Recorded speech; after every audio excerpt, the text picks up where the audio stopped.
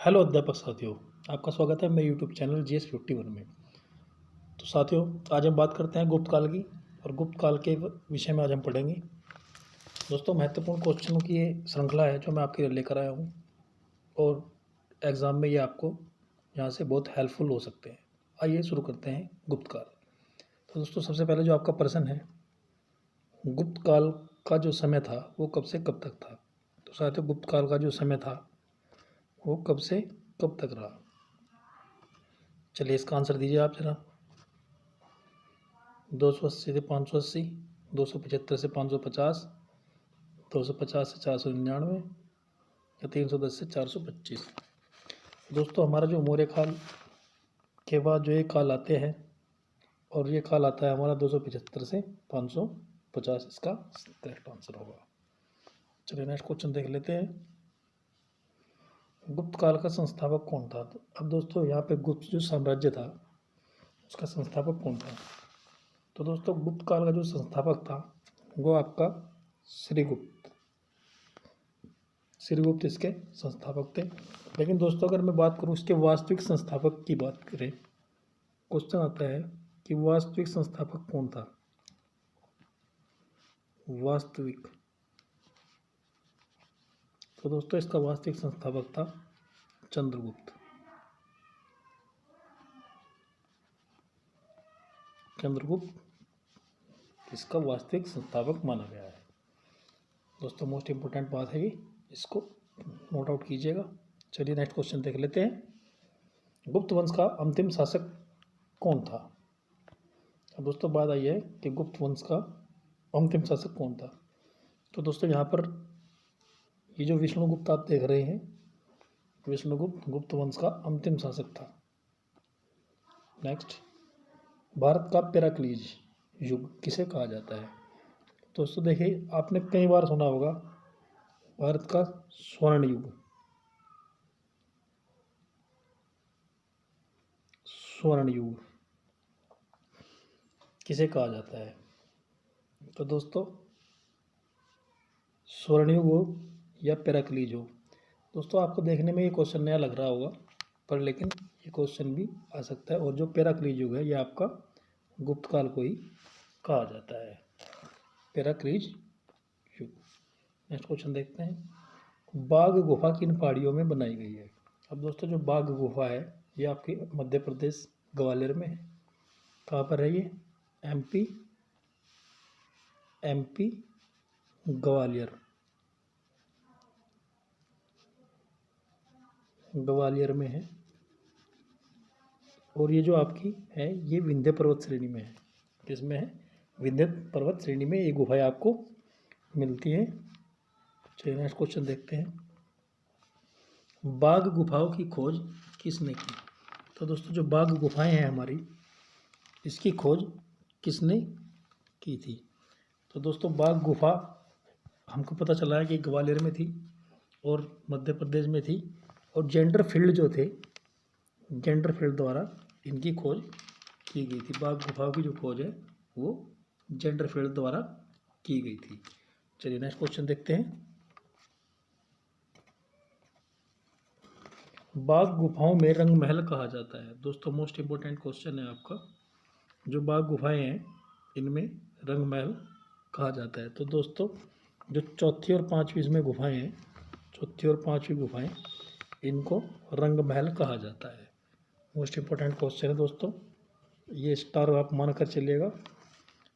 चौथी और पांचवी गुफाओं को मिलाकर रंग महल कहा जाता है। चलिए नेक्स्ट क्वेश्चन देखते हैं। बाघ गुफाओं की जो संख्या है वो कितनी है। तो दोस्तों, यहाँ पर थोड़ा मिसप्रिंट हो गया है। बाघ गुफाओं की संख्या कितनी है, संख्या यहाँ पर पूछा गया है। बाघ गुफाओं की संख्या। तो दोस्तों, बाघ गुफाओं की जो संख्या है वो आपकी 9 है।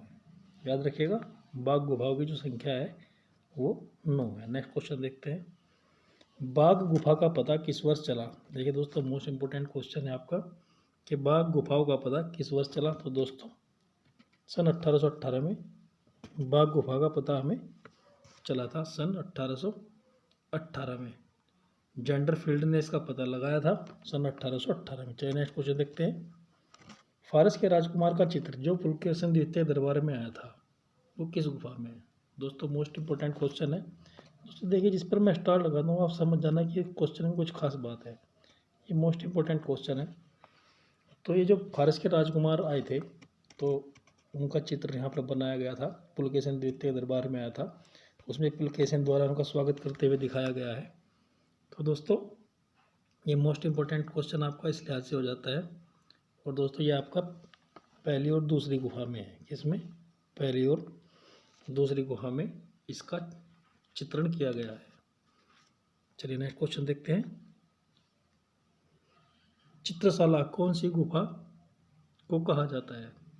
देखिए दोस्तों, यहाँ पर जो गुफा नंबर 17 है इसको चित्रशाला कहा जाता है। मोस्ट इम्पोर्टेंट क्वेश्चन है दोस्तों। जो गुफा नंबर 17 है इसको चित्रशाला कहा जाता है। और दोस्तों गुफा नंबर 17 है ये बुद्ध से संबंधित है। किससे? बुद्ध के जीवन से। बुद्ध के जीवन से संबंधित है गुफा नंबर 17। चलिए नेक्स्ट क्वेश्चन देखते हैं। मरणासन राजकुमारी का चित्र कौन सी गुफा में है? दोस्तों मोस्ट इम्पोर्टेंट क्वेश्चन है। ये जो गुफा नंबर आपकी 16 है इसमें मरणासन राजकुमारी का चित्र है। दोस्तों गुफा नंबर 16 में आपने जो ये चित्र है इसमें एक राजकुमारी है जो मरने की स्थिति में है। एक सेविका उसके पास पंखे से हवा चला रही है। एक सेविका उसका हाथ पकड़े खड़ी हुई है और अन्य उसके आसपास खड़े हुए हैं और राजकुमारी बंद आंखें करके लेटी हुई है। तो दोस्तों ये जो क्वेश्चन है मोस्ट इंपोर्टेंट क्वेश्चन हो जाता है आपका। चलिए नेक्स्ट क्वेश्चन देखते हैं। सर्वप्रथम किस चित्रकारी में नीले रंग का प्रयोग किया गया? दोस्तों ये क्वेश्चन आप मानकर चलिएगा मोस्ट इंपोर्टेंट क्वेश्चन है। सर्वप्रथम किस चित्रकारी में नीले रंग का प्रयोग किया गया है? दोस्तों इस चित्रकारी से पहले नीले रंग का प्रयोग इतिहास में हमें देखने को नहीं मिला है। तो सबसे पहले दोस्तों जो हमारी अजंता की चित्रकारी है इसमें नीले रंग का प्रयोग हमें देखने को मिला है। तो दोस्तों जो अजंता की चित्रकारी है इसमें हमें नीले रंग का प्रयोग देखने को मिलता है।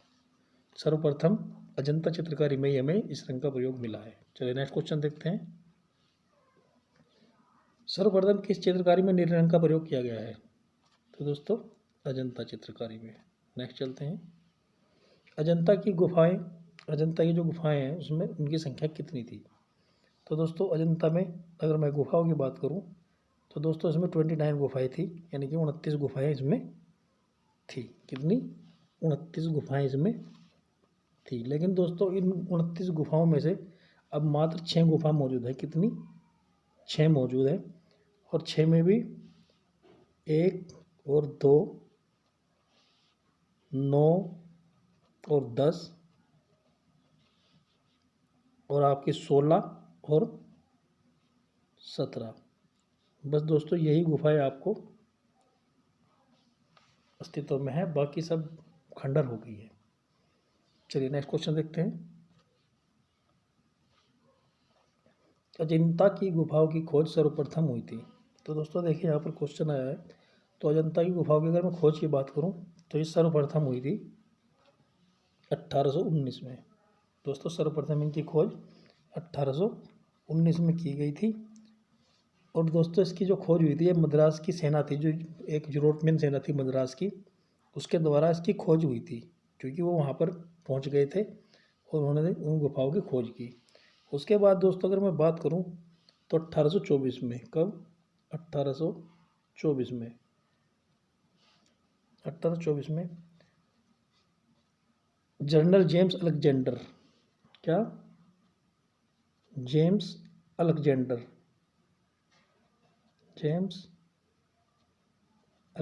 द्वारा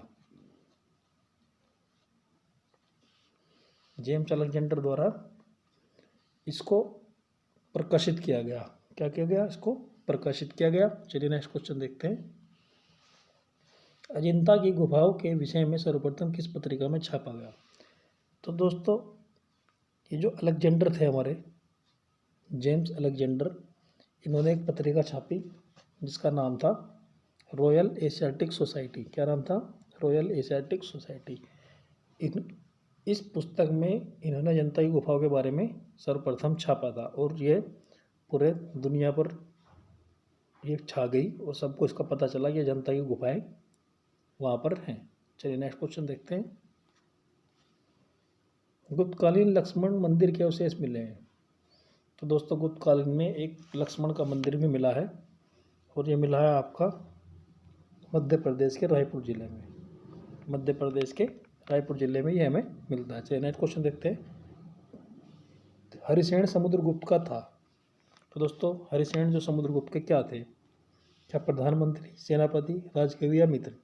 तो दोस्तों हरिसेन जो थे वो सेनापति थे। क्या थे?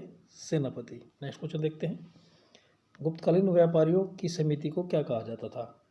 दोस्तों गुप्त काल में जो व्यापारियों की एक बड़ी समिति होती थी उसको निगम कहा जाता था। नेक्स्ट क्वेश्चन देखते हैं। निगम के प्रधान को क्या कहा जाता था? तो दोस्तों निगम का जो प्रधान होता था उसको हम उस समय श्रेष्ठी कहा जाता था। क्या कहा जाता था? श्रेष्ठी कहा जाता था। चलिए नेक्स्ट क्वेश्चन देख लेते हैं। मौर्य काल का बंगाल में बंदरगाह कौन सा था? तो दोस्तों मौर्य काल में एक बंदरगाह था जिससे आयात निर्यात होता था समुद्री रास्तों से। तो दोस्तों बंगाल में जो बंदरगाह था उसका नाम था ताम्रलिपि। क्या नाम था? ताम्रलिपि इज द करेक्ट आंसर। चलिए नेक्स्ट क्वेश्चन देख लेते हैं। मौर्य काल में सामान्य लेन देन किस मुद्रा में होता था?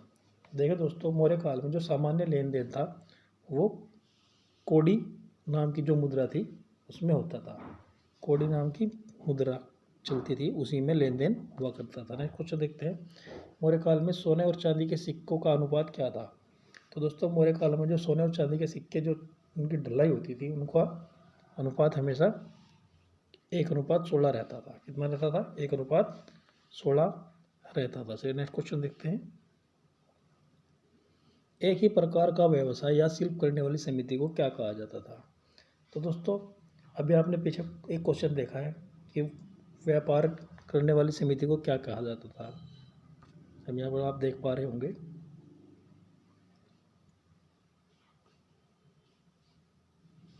गुप्तकालीन व्यापारियों की समिति को क्या कहा जाता था? निगम।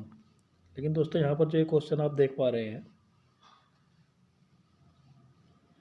इसमें लिखा है एक ही प्रकार का व्यवसाय या शिल्प करने वाली समिति को क्या कहा जाता था? तो दोस्तों इसका करेक्ट आंसर होगा श्रेणी। जो व्यापारी एक ही प्रकार का व्यवसाय करते थे या एक ही प्रकार का शिल्प को अपनाते थे उनको श्रेणी कहा जाता था। अब दोस्तों ये जो श्रेणी है इसमें 4 या 5 सदस्य होते थे। कितने? 4 या 5 सदस्य होते थे और ये श्रेणी जो है इनके बैंक का काम भी करती थी। चलिए नेक्स्ट क्वेश्चन देखते हैं। भूमि कर को गुप्त काल में क्या कहा जाता था? तो दोस्तों भूमि कर को गुप्त काल में उद्रंग कहा जाता था। क्या कहा जाता था? उद्रंग कहा जाता था। चलिए नेक्स्ट क्वेश्चन देखते हैं। गुप्त काल में भूमि कर कितना वसूला जाता था? तो दोस्तों गुप्त काल में भी भूमि कर वही वसूला जाता था जो मौर्य काल में वसूला जाता था। तो मौर्य काल में कितना वसूला जाता था? 1/6। तो गुप्त काल में भी 1/6 ही वसूला जाता था। चलिए नेक्स्ट क्वेश्चन देख लेते हैं। सुदर्शन झील के बांध का पुनर्निर्माण किसने करवाया? देखिए दोस्तों मोस्ट इम्पोर्टेंट क्वेश्चन है। सुदर्शन झील के जो बांध है उसका पुनर्निर्माण किसने करवाया? और दोस्तों यहाँ पर जो स्कंदगुप्त के राज्यपाल थे कर्णदत्त। कौन? स्कंदगुप्त के स्कंदगुप्त इसके राज्यपाल थे कर्णदत्त।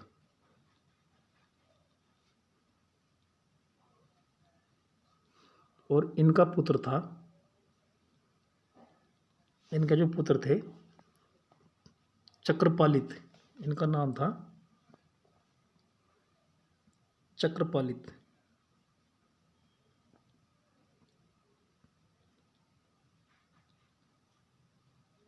तो दोस्तों चक्रपालित ने इसका निर्माण करवाया था। ये थोड़ा मिसप्रिंट है यहाँ पर। तो चक्रपालित द्वारा इसका निर्माण करवाया गया था। स्कंदगुप्त के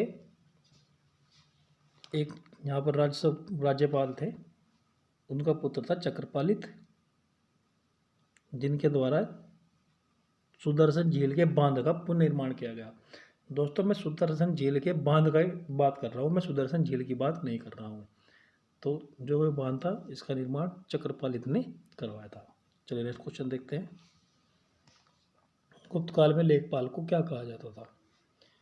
तो दोस्तों गुप्त काल में जो लेखपाल होते थे उनको महाअक्सपटलिक कहा जाता था। महाअक्सपटलिक कहा जाता था। चलिए नेक्स्ट क्वेश्चन देखते हैं। गुप्त काल में भूमि कर का संग्रहण कौन अधिकारी करता था? तो दोस्तों गुप्त काल में जो भूमि कर होता था उसका संग्रहण ध्रुवाधिकरण नाम का अधिकारी किया करता था। कौन? ध्रुवाधिकरण नाम का अधिकारी किया करता था। नेक्स्ट क्वेश्चन देखते हैं। गुप्त काल में मंदिरों तथा ब्राह्मणों को दान स्वरूप दी जाने वाली भूमि को क्या कहते थे? तो दोस्तों करेक्ट आंसर इज अग्रहार।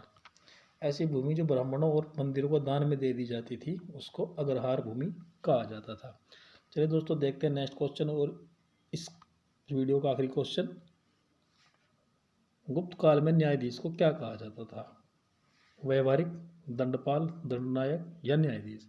तो दोस्तों गुप्त काल में न्यायाधीशों को दंडनायक कहा जाता था। क्या कहा जाता था? दंडनायक। दंडनायक इसका करेक्ट आंसर होगा। तो दोस्तों मैं उम्मीद करता हूँ वीडियो में जो प्रश्न हैं वो आपके लिए बहुत हेल्पफुल होंगे, और अगर आप चाहते हैं कि भविष्य में आपके लिए ऐसे ही प्रश्नों की माला को लेकर आता रहूँ तो प्लीज़ आप चैनल को लाइक और सब्सक्राइब करें।